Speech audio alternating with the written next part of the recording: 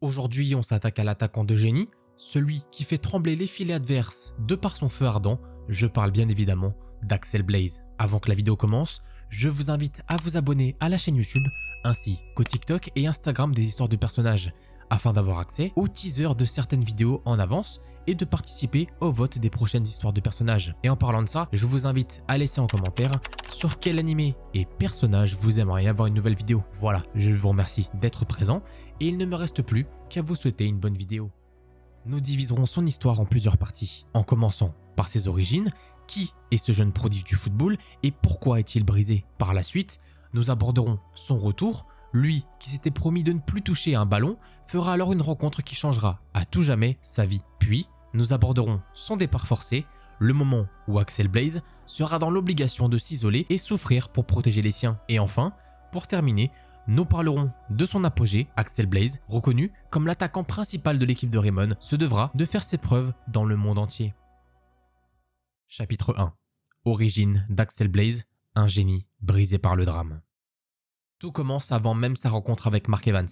Axel Blaze, passionné de football, est reconnu dans tout le Japon comme un attaquant redoutable. Il est surnommé l'attaquant de feu grâce à sa technique signature, la tornade de feu. Il est célèbre dans tout le pays et sans aucun doute voué à une grande carrière dans le football. Et pour cause, c'est un joueur doté d'un calme à toute épreuve, il est confiant et ne se repose pas uniquement sur ses propres tirs, il sait que son équipe est avec lui et il souhaite les faire briller autant que lui. C'est un attaquant fair-play qui vise la victoire à chaque match et qui refuse d'abandonner. En bref, il est le modèle parfait de l'attaquant suprême. Et alors que tout semblait aller pour le mieux et que son futur en tant que joueur professionnel de football était tout tracé, un malheureux incident se produira, le plongeant dans une tristesse qui pourrait bien anéantir tous ses rêves et lui infliger une cicatrice à vie. Vous vous demandez sûrement ce qui a bien pu lui arriver. Eh bien, laissez-moi vous expliquer. Axel avait une sœur, Julia Blaze. Elle-même passionnée de football, un jour, elle assistera à un match très important pour son frère. C'est également durant ce match qu'Axel développera sa technique de la tornade de feu. Sa petite sœur l'encourage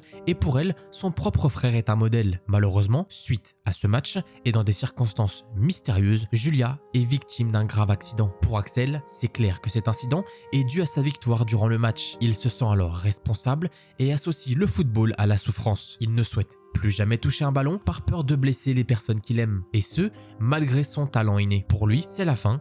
Ce traumatisme le brise pour de bon et l'attaquant, qui souriait toujours durant les matchs, devient alors froid et semble rongé par la culpabilité. Cet incident pourrait alors marquer la fin de sa carrière dans le football, mais Axel reste voué à un grand destin. Et tout basculera quand il fera la rencontre d'un certain garçon.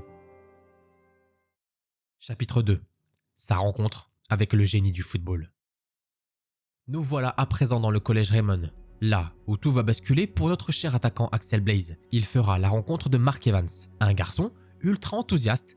Il est gardien de but et capitaine de l'équipe de Raymond, mais également la lumière qui permettra d'éveiller Axel et lui donnant la possibilité de retrouver goût au football. Mark, lui, après avoir appris qu'un attaquant redoutable avait rejoint son école, fera tout pour tenter de le recruter. Lui, qui vit avec une passion ardente du football.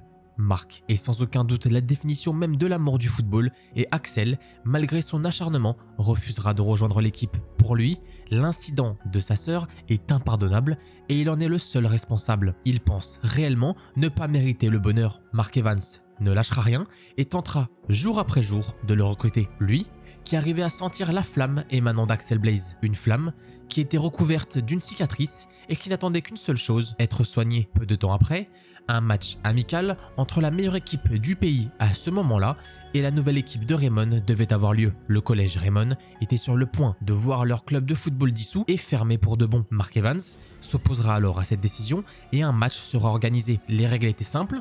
Raymond devait gagner ou le club de football disparaîtrait. Même si la défaite est très probable, Mark ne perd pas espoir.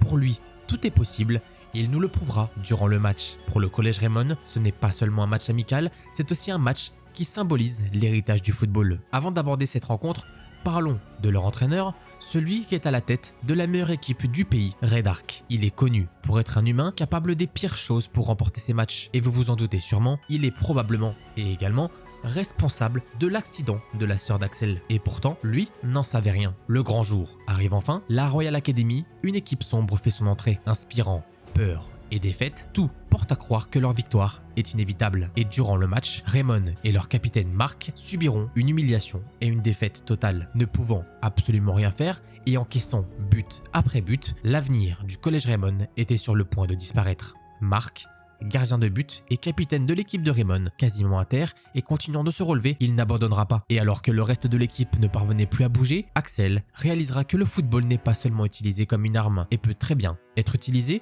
afin de construire des liens avec ses coéquipiers. Il récupéra le maillot laissé par Willy, l'ancien numéro 10, et fera son entrée. Celui, surnommé l'attaquant de feu, celui qui avait promis de ne plus jouer au football après l'incident de sa sœur, était de retour pour ce moment qui, sans aucun doute, changerait le futur du collège de Raymond. Sans perdre de temps, Axel s'empressera de foncer en direction des cages de la Royal Academy. Il avait une totale confiance en Mark et savait parfaitement qu'il était capable d'arrêter les tirs de la Royal Academy. Grâce à cette confiance et l'aide de ses nouveaux coéquipiers, Axel Blaze réussira à marquer un but à l'équipe qui, à ce moment-là, était considérée comme la meilleure du pays. Le match se termine sur un forfait de la Royal Academy qui avait pour but secret de faire rentrer Axel Blaze sur le terrain. Cet abandon permet alors au collège Raymond de continuer d'exister et Axel Blaze rejoint officiellement l'équipe.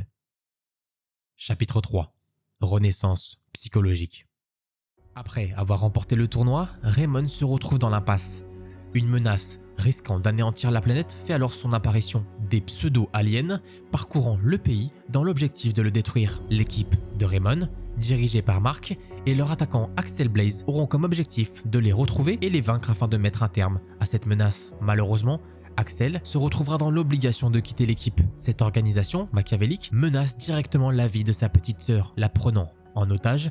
Il n'a donc aucune solution et se retrouve dans l'obligation de céder à leur demande. Un sacrifice silencieux puisque personne de l'équipe ne le savait. Axel accepte d'être haï par les siens pour sauver sa sœur. Ce n'est que beaucoup plus tard, après que Raymond ait recruté de nouveaux joueurs et parcouru un long chemin, qu'Axel fera son retour. Lui, qui les suivait dans l'ombre, n'ayant jamais cessé de croire en eux. Il attendait le moment où sa sœur ne serait plus en danger pour intervenir. Et c'est justement durant un match très important entre Raymond et une équipe d'élite de cette organisation que la police réussira à retrouver et protéger la sœur d'Axel. Il est maintenant libre et peut enfin retrouver ses coéquipiers. Axel Blaze, l'attaquant de feu, fait alors son entrée sur le terrain. L'équipe entière n'en revient pas et ils ont devant eux un Axel différent, beaucoup plus mature suite à sa souffrance et son isolement. C'est clairement la renaissance de l'attaquant ultime et grâce à sa nouvelle technique et à son jeu extraordinaire, il parvient à faire remporter le match à son équipe. Axel fait de nouveau partie du club de Raymond et ensemble, ils parviennent à mettre un terme à cette menace extraterrestre. Chapitre 4. Direction le mondial, un attaquant au sommet. Le Football Frontier International, le plus grand tournoi de football au monde, regroupant les meilleurs joueurs de chaque pays. Ça représente la prochaine étape que l'équipe de Raymond doit endurer. Et c'est durant ce voyage qu'Axel Blaze prouvera non pas au Japon, mais au monde entier qu'il est réellement l'attaquant ultime. De l'autre côté, Percy Travis, coach de l'équipe d'Inazuma Japon, fera alors son entrée, avec comme objectif de former la meilleure équipe du pays. Mark, capitaine de l'équipe et meilleur ami d'Axel, le soutiendra durant cette aventure.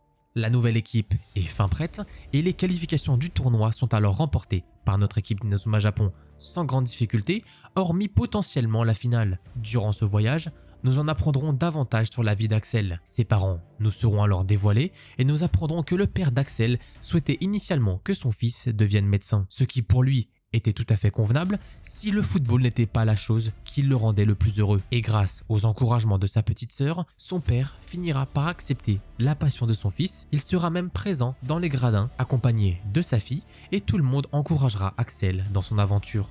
Les matchs s'enchaînent et Inazuma Japon ne cesse d'évoluer. Les joueurs sont focalisés sur la victoire et ne pensent qu'à une seule chose, rentrer dans leur pays avec la coupe. Car Axel et tous les autres ne portent pas seulement les rêves de l'équipe, ils portent aussi les rêves de tous les joueurs qui n'auront pas réussi à être titulaires dans l'équipe. Et tous les passionnés de football encourageront derrière leur écran notre chère équipe d'Inazuma Japon. Et ce n'est qu'après de nombreuses épreuves et entraînements que Mark Evans, gardien et capitaine de l'équipe, se présentera en finale. Lui et tous ses coéquipiers n'en revenaient pas. Ensemble, ils ont réussi à réaliser l'impensable, participer à ce tournoi et arriver jusqu'en finale. C'est sans aucun doute le match le plus important de la série. Raymond se bat pour la victoire et leur adversaire n'est d'autre que les Little Gigantes, l'équipe de Kostai, menée par leur entraîneur, le grand David Evans, nul autre que le grand-père de Mark, fait alors son entrée. En apprenant la nouvelle, nos protagonistes sont conscients que ce match ne sera pas facile à gagner. Et pourtant, ils ne perdent pas espoir et donneront tout jusqu'à la fin. Le match commence et les deux équipes sont au coude à coude. Inazuma Japon ne parvient pas à marquer, et ce, malgré les tirs de leur attaquant de feu. Les cages semblent impénétrables et leur gardien Hector Helio donne tout pour protéger celle de son équipe. Inazuma Japon perd alors l'avantage et les Little Gigantes dominent, réussissant à inscrire le premier but. C'est grâce à cette action que l'équipe tout entière réussira à évoluer, permettant à Mark Evans, leur capitaine, de pousser au-delà des limites ses coéquipiers. Axel réussira alors à marquer et les enchaînements de tirs, que ce soit d'une équipe ou de l'autre, ont lieu. Mais au bout du compte, Inazuma Japon et leur attaquant, présents depuis le début, réussiront à marquer le dernier but, juste avant le coup de sifflet final. Inazuma Japon est alors couronné champion du monde et Axel Blaze aura prouvé à tous ses amis et au reste du Japon qu'il faut toujours croire en ses rêves. Voilà, j'espère que la vidéo vous aura plu. Axel Blaze représente l'icône du football à haut niveau et grâce à son jeu fair play, marquera sans aucun doute de nombreuses générations. Si vous souhaitez participer aux prochaines histoires de personnages, je vous invite à laisser un commentaire avec le personnage que vous aimeriez voir. Et moi je vous dis à plus.